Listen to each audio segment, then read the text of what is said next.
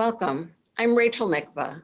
Thank you for making time to reflect with me about ways that we can read our sacred texts as tools of resilience during these challenging times. As the COVID-19 pandemic descended on our world, its other problems didn't disappear. So we've been pressed into service in a kind of global emergency room and forced to do ethical triage. Racism still rages through the body politic. Health disparities and police violence are being laid bare, but racism infects every aspect of our society. Domestic violence is now on the rise, and the vulnerable are more stuck than ever to deal with their abusers alone. The climate crisis grows more acute. Ethnic and religious tensions keep exploding into violence.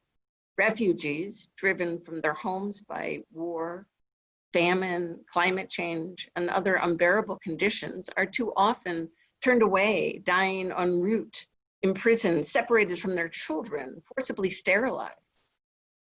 Autocrats and ultranationalists are multiplying, wealth disparities widening. America's social fabric continues to shred as truth takes a backseat to politics. It's not even certain that our experiment in democracy will even hold. In the face of such sustained and multifarious trauma, we need to cultivate resilience. Philip Gulley is a Quaker minister, and he would tell a story about a neighbor with a lot of land who wanted to create a forest. So each year he'd plant a bunch of trees, but he never watered them. Instead, he'd go out and give them a modest whack every now and then with his morning newspaper. He said he did it to get their attention. Why didn't he water them? That, he said, was because he wanted them to grow deep roots. So Gulley thought about this when he would tuck his kids into bed at night and pray that no harm would ever come to them, because he knew everyone encounters hardship. And eventually he changed his prayer. He prayed for his children's roots to grow deep, so that when the rains fall and the winds blow, which they inevitably do, they won't be swept asunder. They could bend, they could change and continue to grow. He was praying for resilience. Resilience isn't simply the ability to endure suffering or to bounce back afterwards. It's about the strength and speed with which we adapt to adversity. It's about how we might and even must change. So my roots dig deep into the soil of Scripture. So it's there that I turn to reap insights for facing the social, political, physical, psychic, and spiritual challenges before us. We'll look at the Book of Lamentations, the Book of Ruth, and a little bit of Job.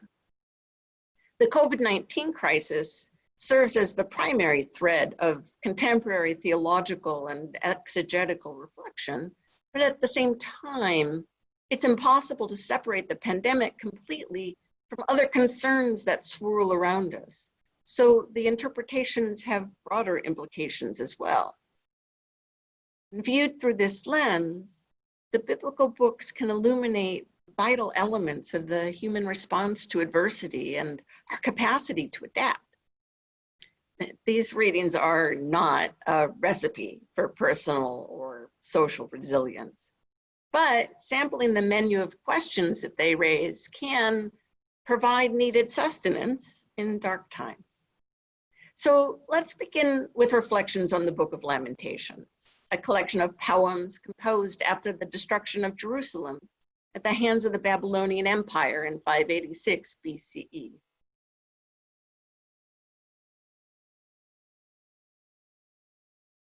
At first, it would seem to be of little theological value to many people who reject the idea of suffering as divine punishment that appears a number of times in the book. The concept of retributive justice has proven dangerous in our day. Intended as an exercise in self-critical faith, to help make sense of catastrophe and reclaim a sense of agency, it too often gets wielded as a weapon against others, with self-righteous bigots who blame people they don't like for our collective plight. Yet the Book of Lamentations is not particularly interested in why calamity has struck. It's really asking how. How could this be happening? The focus is captured by the Hebrew title of the book, simply chosen by its first word, echa, how. How resists explaining away suffering. Its primary purpose is to give expression to the fact that it happened. Rachel Adler writes that lament is language traumatized. The verses in Lamentation give voice to the death of thousands, the loss of sovereignty, the burning of the temple, the exile of the people, the theological crisis, and the miseries of trying to survive. The book shifts between singular and plural, revealing how communal suffering contains a myriad of individual stories of suffering, like we have now. It also unpacks the polymorphous nature of loss because there's so much at risk. Real, imagined, merely hoped for, qualities of life that provide meaning and wholeness, security, joy, fulfillment. Rooted in antiquity, these expressions are nonetheless profoundly resonant, bound to the current moment through tragedy. Let's begin at the beginning. How lonely sits the city that was once great with people. I didn't really know what a lonely city looked like until I saw the empty streets of Chicago, heard the eerie silence of my normally bustling neighborhood, felt the isolation of a million neighbors, suddenly afraid to come outside as the pandemic took hold. And then I could visualize this web of relationships that was being torn apart by the virus, unmooring emotional anchors that keep us from floating away. And suddenly I wondered, as if for the first time, why it is that we accept the idea that some people feel lonely all the time.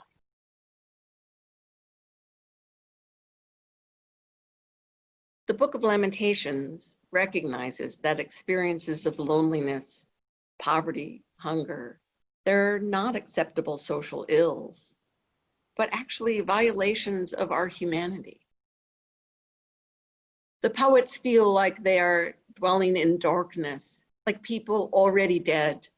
They're appalled seeing infants die on every street corner, and even individuals of privilege hugging garbage piles. In chapter 1, it says, all her inhabitants sigh as they search for bread. They've bartered their treasures for food to keep themselves alive. See, Adonai, and behold how abject I have become. It's not simply an issue of desperation, but of how these circumstances chip away at personhood. By the way, I follow the Jewish tradition of using Adonai, meaning my Lord, as a stand-in for the four-lettered name of God.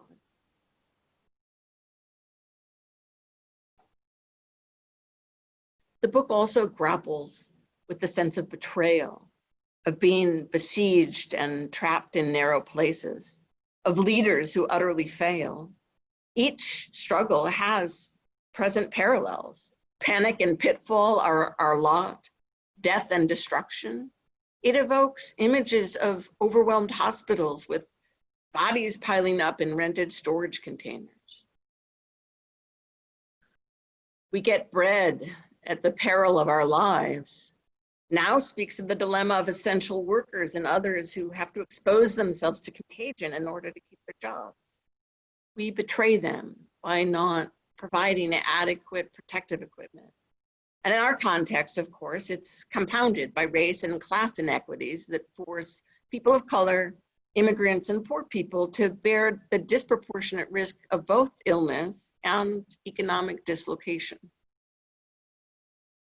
And we've experienced our own narrow places, trapped in the confines of home as our daily commutes have now been reduced from the bedroom to the kitchen to the desk.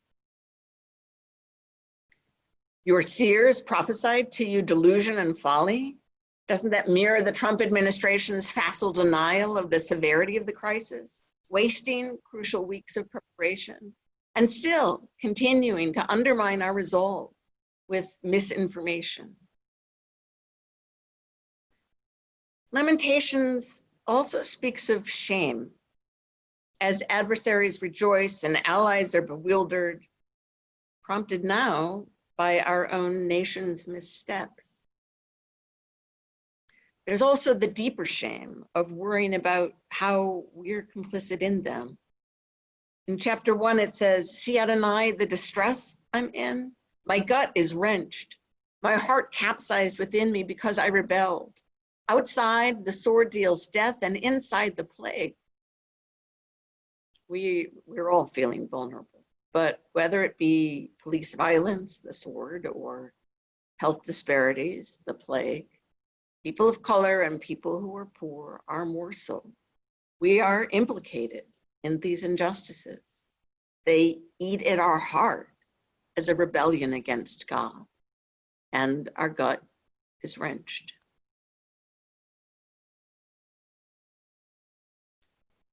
The virus has utterly transformed how I read this one verse. "For these things do I weep, my eyes flow with tears. Far from me is any comforter who might revive my spirit." Part of the pain the poet realizes is that there's no one to comfort the afflicted city. But now I can't help thinking of coronavirus patients in hospitals and nursing homes, unable to have family and friends present, as they struggle to breathe or to hold on to reality amidst the disorienting cocktail of fever and medication. And as they lay dying, those who could best comfort them are absent. The deeper terror of Lamentations is expressed by describing the reverberations of a world turned upside down. Instead of infants sucking at their mother's breasts, the women eat the fruit of their womb. The physical, emotional, and spiritual debasement that the people are suffering make them unrecognizable to themselves and to others as they turn unbearably cruel. The deeper terror of Lamentations is expressed by describing the reverberations of a world turned upside down. Instead of infants sucking at their mother's breasts, the women are eating the fruit of their womb. The physical and emotional and spiritual debasement that the people are suffering make them unrecognizable to themselves and to others, as they are turning unbearably cruel. This brings to mind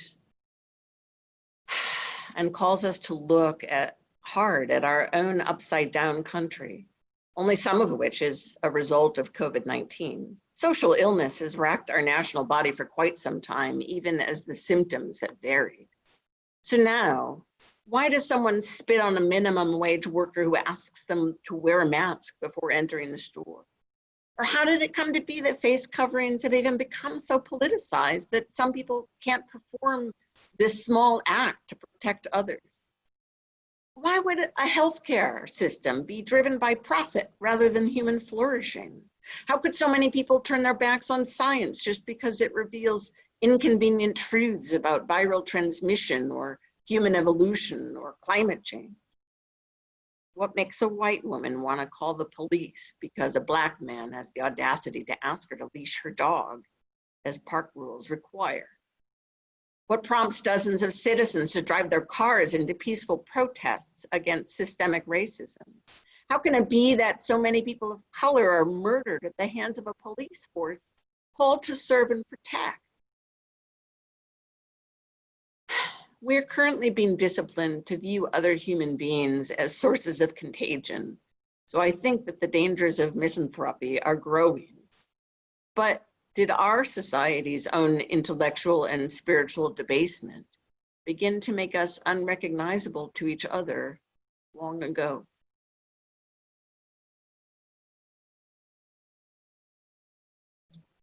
Lament is a crucial religious language, in part because it has the capacity to force these questions.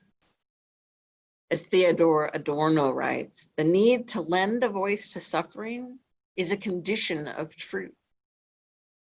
It's thus an essential posture before God. What difference does it make, asks Walter Brueggemann, that religion permits or even requires lament as a form of prayer. Without it, he says, people of faith risk becoming yes men who simply accept whatever they believe God is dishing out. But lament's an observation that something's not right.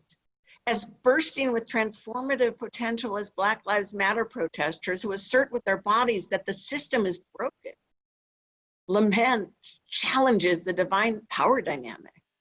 To insist that God see, hear, remember, participate, and change with us, lament makes a moral claim. Like Abraham, it demands that the God of justice advance the cause of justice. Lament is also a spiritual necessity. The importance of expressing loss, of making room for mourning, can't be overstated. Its value has to be acknowledged amidst the plight of our current pandemics. Activist Benji Hart comments that pretending I'm not sad or hiding my sadness, that won't make me stronger. Suppression of my true self, denying the fear and rage that surround loss, is what in the long run will weaken me. When we talk about self-care or self-preservation, we need to talk not just about overcoming our feelings of grief, but allowing them, making room for them. Now, Benji wants to create more space for this work within justice movements, not to bottle up our sadness in the name of organizing, leadership, or activism.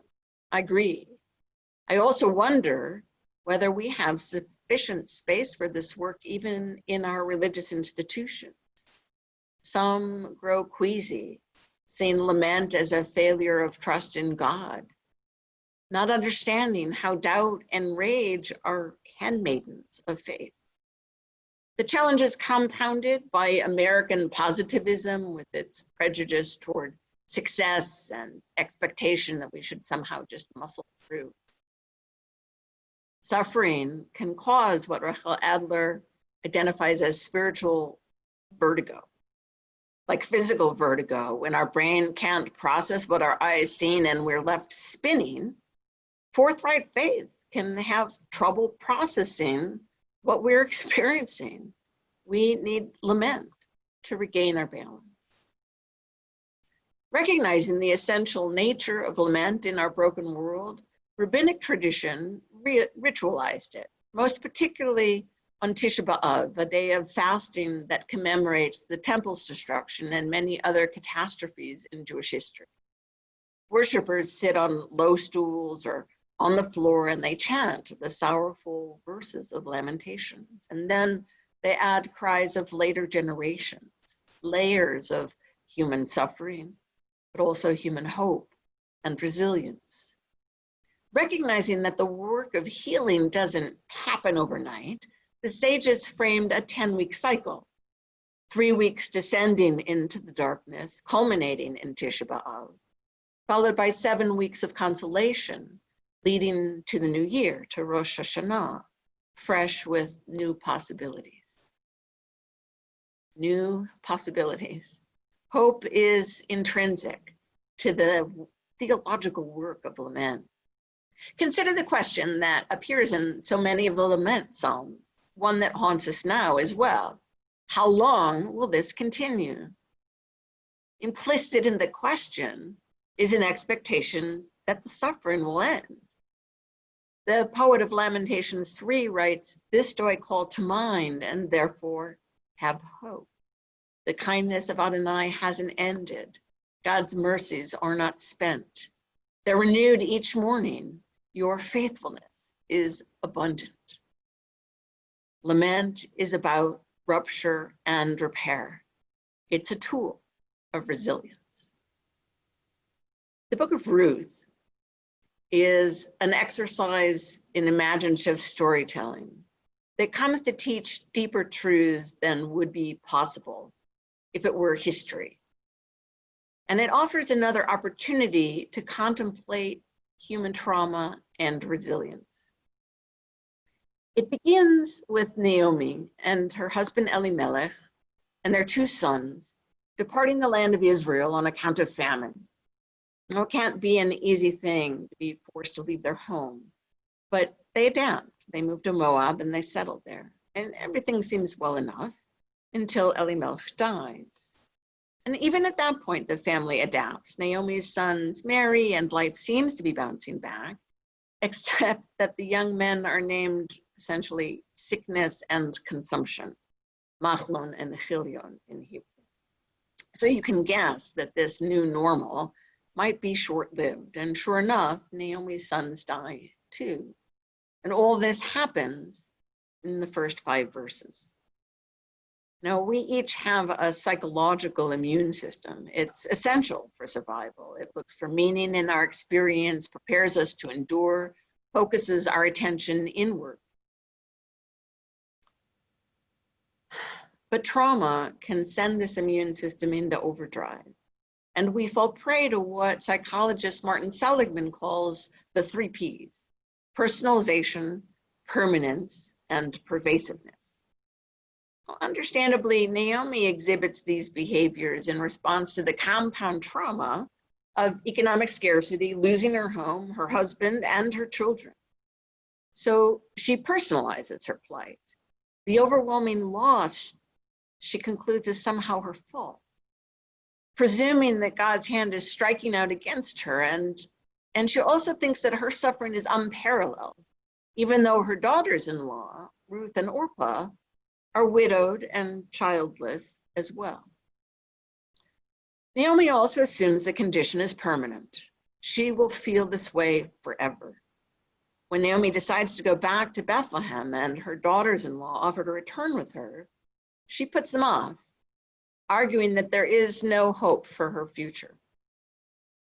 And she also experiences the suffering as pervasive. Everything in her life is terrible. Naomi is almost oblivious to Ruth's stunning declaration of fidelity. Wherever you go, I will go. Wherever you lodge, I will lodge. Your people will be my people. Your God, my God. Where you die, I will die, and there I will be buried. But when the women of Bethlehem greet Naomi upon her return, she says, "Don't call me Naomi," which means pleasantness. Call me Mara, bitterness. For Shaddai has made my lot very bitter.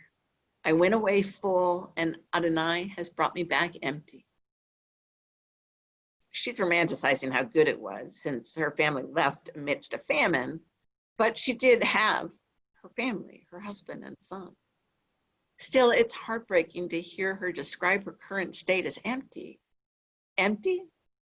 Naomi has no capacity at that point to see the restorative power of Ruth by her side. And COVID-19 has triggered variations on these traps of trauma. Personalization.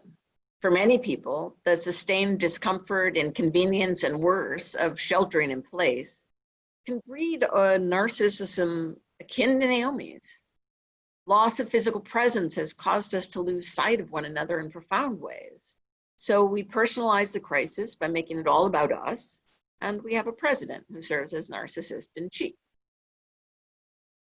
Permanence. We're grappling with the fact that no one knows when a vaccine will be developed, whether enough people will get it, whether it will work. Scientists warn of a second wave. More patience and sacrifice will be required. Some aspects of life may never return to normal. So increasingly, the uncertainty of the moment starts to look like the permanence of misery. And pervasiveness. The crisis has made it difficult to access many of our spiritual resources, such as the physical presence of and relationship with friends and family, the cultural richness of theater and art, the gathering of community and prayer, even parts of the great outdoors. Impacting so many aspects of our daily lives, it can blind us to the blessings that remain. Is everything terrible? Rabbinic tradition has guarded against this perspective that can fall upon us when a lot of things are terrible. And one strategy has been to prescribe the recitation of daily blessing, 100 blessings a day to take nothing for granted. Blessing that I woke up this morning, blessing that I can see, blessing that creation is been renewed. In the Poetry of Black Jewish Identity, Aaron Samuels speaks of resisting pervasiveness this way. He says, "We find time to dance and drink and love, even when we're surrounded by a vortex of impossible." A vortex of impossible. I love this image. Our current tsunami of suffering makes it hard to resist the 3 Ps, especially the sense of permanence that makes working for change so exhausting. Racism has been built into the very foundations of our nation. How will we ever remove its stain? Climate change threatens to multiply disaster after disaster as we continue to make our planet uninhabitable for humanity. Police violence is an integral part of our cursorative imagination. How would reform be possible? The polarization in our post-truth politics, where people feel entitled to their own facts as well as their own opinions and have no interest in hearing another perspective, that derails any potential for progress. So how do we even endure all this, much less triumph over the challenges before us? A sense of permanence that undermines our drive. Seligman believes that we can learn resilience by training our minds not to succumb to the 3 Ps. We should externalize the problem. It's not all my fault, and it's definitely not all about me. We can recognize our own agency and the possibility of change. It will not last forever. And we can explain hardship with specificity rather than globalizing our despair and imagining everything is terrible. And in the book of Ruth, we see Naomi grow in these capacities, transcending the debilitating effects of trauma, but she doesn't do it alone. The transformation of suffering is helped in large part by other human beings acting with decency and compassion. Hebrew Bible calls it chesed, a loving kindness that doesn't expect reciprocity, may not even be deserved, except that you're a creature in need. And we don't know what motivates Ruth's decision to stay by her mother-in-law's side, because Hebrew Bible doesn't talk much about characters' feelings. But we see what she does. We see her take initiative to glean among the fields in Bethlehem so that she can provide sustenance for herself and Naomi. And then we see how her courage and endurance inspire grace from Boaz as well. First, it's simply that as owner of the field, he supports Ruth's gleaning with water and protection because he's heard about all that she did for Naomi. And then he gives her access to intact stalks of grain, which substantially augments her harvest. That bounty, in turn, inspires Naomi to see blessing where before she could only see bitterness, especially when she learns that the landowner is her kinsman Boaz. So eventually, she can see past her own situation, which is a vital stage in healing, and she begins to work toward Ruth's welfare as well. Chesed is not only God's to bestow. Naomi encourages Ruth to persuade Boaz to act as redeemer by restoring the family land and marrying Ruth. She sees a possible future, and she seizes the agency that's available to her through her knowledge of local custom. And since this path potentially restores the fortunes of both women, Boaz is even more moved this time by Ruth's chesed, and he stands up as redeemer. Chesed is self-replicating, it's contagious, it's transformative. Adversity is never evenly distributed, however. Personal courage and interpersonal kindness aren't enough. Ruth and Naomi's resilience and recovery are possible only because they're supported by the law of the land. The laws of gleaning ensure that they have plenty to eat, even though they arrive with nothing, and one of them is an immigrant. The laws of redemption for persons and property enable them to rebuild their lives. This is called tzedakah. These are the laws of tzedakah, which often is translated as charity, but really means distributive justice. It's a fundamental building block of a just society. And the book of Ruth testifies to the essential linkage between laws that support the marginalized and the welfare of the entire state. It's the redemption of Ruth and Naomi, after all, that leads to the birth of King David, and it's David's royal house that is destined to build up the nation. Systemic problems require systemic change. This is why we fight for restorative and distributive justice in our legal system. We shouldn't pretend that people can overcome a structural inequality with grit, or that charity will suffice. It's wrong-headed, it's heartless. We should acknowledge that the body politic grows stronger by supporting all of its members. And it's astounding to me that these truths, known in antiquity, are up for debate. Resilience is clearly forged together.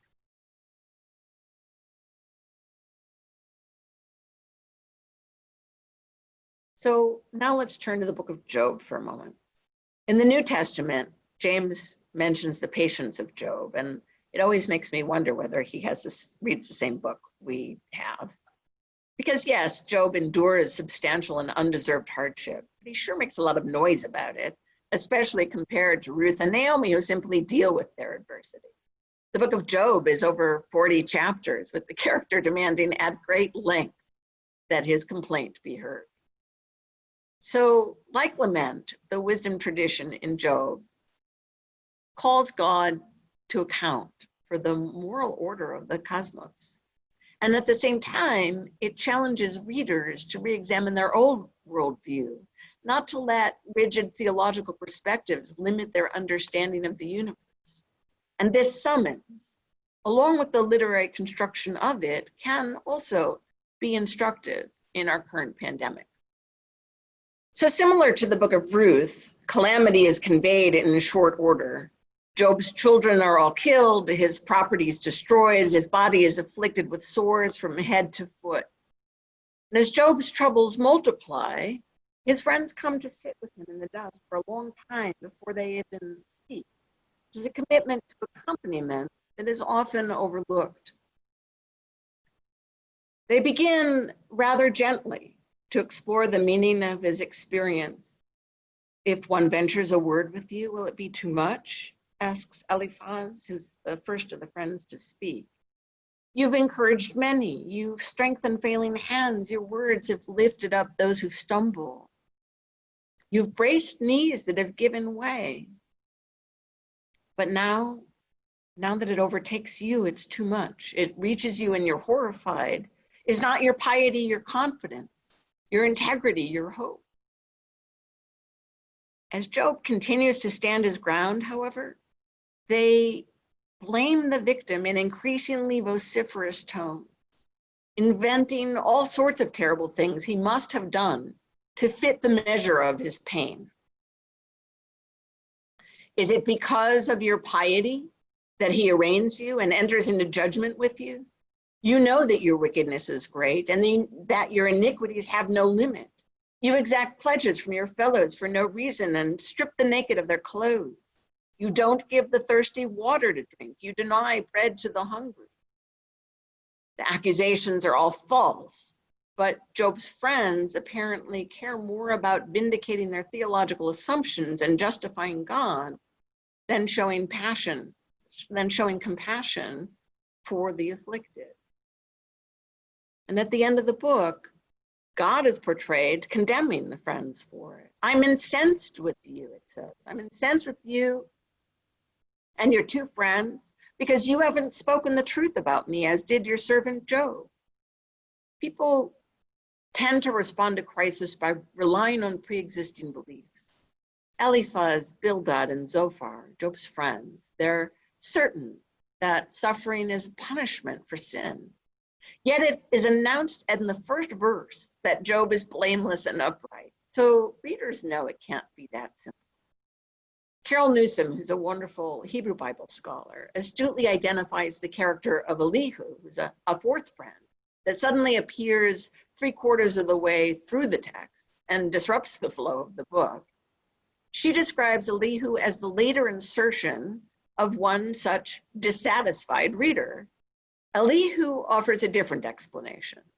He refuses to blame the victim and instead asserts that Job's suffering is a divine means of his education and purification. Then there's a prose frame around the poetic dialogues that suggests a third possibility. It says it's a test of faith, and that God's justice will prove true if Job's faith is. It's not that one of these is right and the others are wrong. The polyphonic construction, according to Newsom, is crucial to the theological work of the book.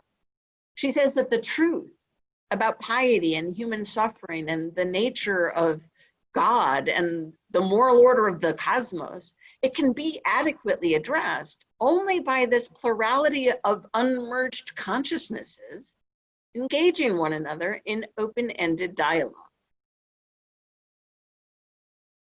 For Job, suffering's not a theological question to be resolved, but a human experience to be recognized. The articulations of faith offered by his friends do him no service. As Martin Buber describes it, there now came and sought him on his ash heap religion, which uses every art of speech to take away from him the God of his soul. Job wants the living God to answer for his very real torment, which, no matter the minor sins he may have committed, has no moral justification. He demands to know God's relationship to our existence and our suffering. Job eventually gets his day in court.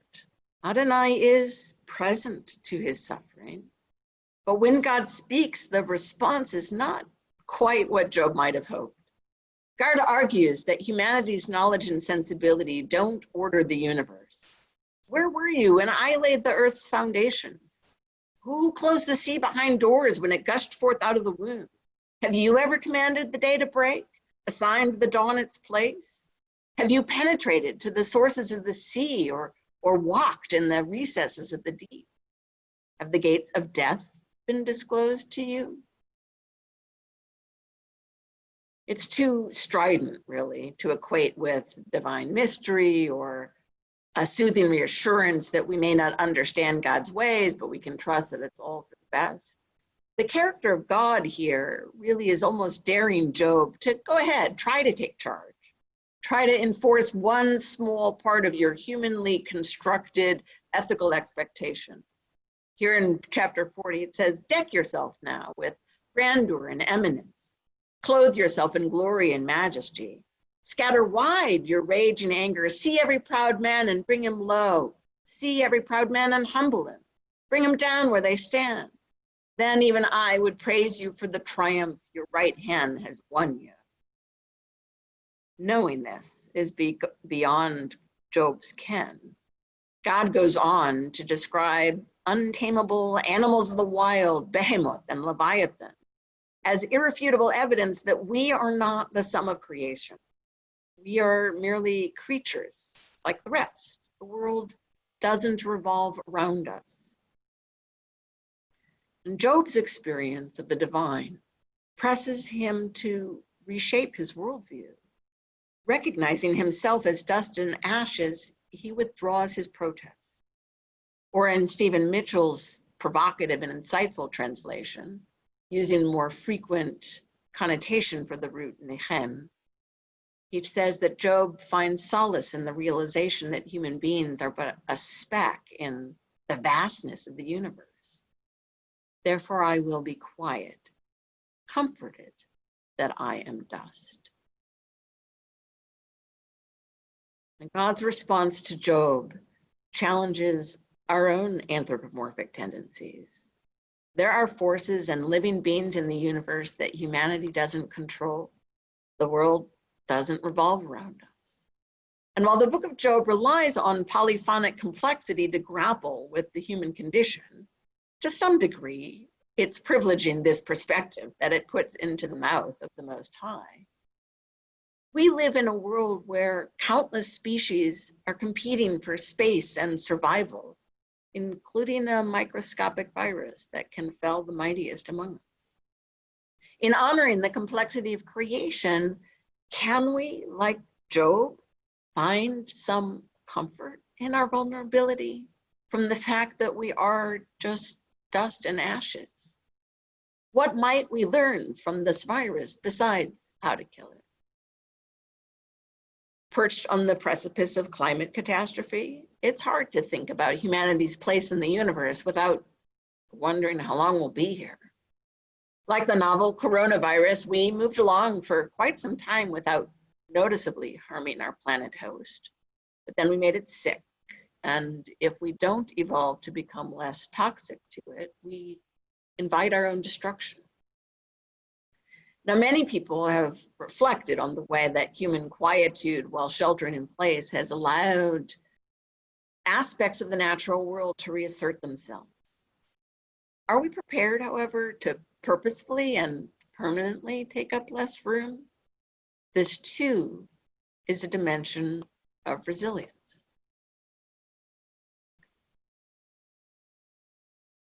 Jem Bendell talks about resilience as a meaning-making exercise, determining what's most valued, most essential to our individual and collective identity. In the process of adaptation, we try to preserve these. We also need, however, to relinquish ideas and habits and things that aren't sustainable or equitable. And we can seek to restore simple pleasures that were somehow lost. This is the deep adaptation of resilience. And we've had to do this to some extent in response to the pandemic. And the climate crisis surely will press us further. These biblical readings of resilience, I think, can facilitate our deep adaptation. Hope looms large among core values that they seek to preserve. Social scientists have demonstrated that if you tell people something's got to be done or we're all going to die, most people opt for door number 2, however strange that seems. Overwhelming fear leads people to give up or disengage. The prophet Isaiah knew this. In chapter 22, it relates how God called the Israelites to change their ways in order to avert catastrophe, but instead, they succumbed to the temptations of fatalism. Eat and drink, because tomorrow we're going to die. Lament is a different kind of response. It not only makes space to express our grief, individual and collective, it also enables us to recognize how hope accompanies the pain. Lament turns us toward God and toward the world when fear and sorrow tempt us to run away. The world's been turned upside down before, but it is not a permanent condition. Hope is not idle optimism that everything is going to turn out for the best, but rather active faith that the world can be different than it is, and that we play a part in shaping it. During the days of awe, Jews recite a prayer called Unatana Tokef, a litany that speaks of God determining who shall live and who shall die in the coming year. To me, it can't be a literal description of divine decrees, but rather a vivid reminder of our mortality so that we can treasure the life we're lent and work to become the human beings that God's been hoping for. It's less a time of God's judgment than our own, really, which is intimated in the prayer's refrain: prayer, repentance, and tzedakah. Remember, the last of these words ultimately fostering the construction of a just society. Prayer, repentance, and tzedakah transform the severity of the decree. We have agency. Yet when the shadow of death overtakes so many, as it does now, it's particularly challenging to recite the words of Unatana Tokef, even as metaphor. Who by fire and who by water, who by war and who by beast, who by famine and who by drought, who by earthquake and who by plague. The forces arrayed against our continuing existence are overwhelming. As Job learned, we are just a speck in the universe. And in the biblical reading of resilience, we might take some comfort from being but dust and ashes and relinquish claims of mastery over the world. Agency must not mutate into arrogance. While we'll fight the coronavirus with all of the intellectual and other resources at our disposal, we need humility to let the pandemic reset our habits, to relinquish what we must, to keep each other safe. Other crises before us press us to acknowledge that there are limits to what can be extracted from the earth and from other human beings. We try to imagine instead what Catherine Tanner calls an economy of grace. In this economy of grace, we reawaken communitarian impulses that are laid dormant in our highly individualized society. We recognize how our choices and our actions shape each other's quality of life. We're pressed to grapple with the rippling effects of loss and to see the manifestations of injustice that flow from them, especially the ways in which poor and marginalized people bear a disproportionate burden. Reasons of resilience restore commitment to this economy of grace in which everyone has the resources that they need to thrive. A vision woven into the warp and woof of biblical tradition. We're reminded that we're better together, not only because physical separation is making us lonely, but also because we collectively have the power to transform each other's trauma with chesed and tzedakah. This is how we adapt to adversity. Reading for collective resiliency depends on systemic change.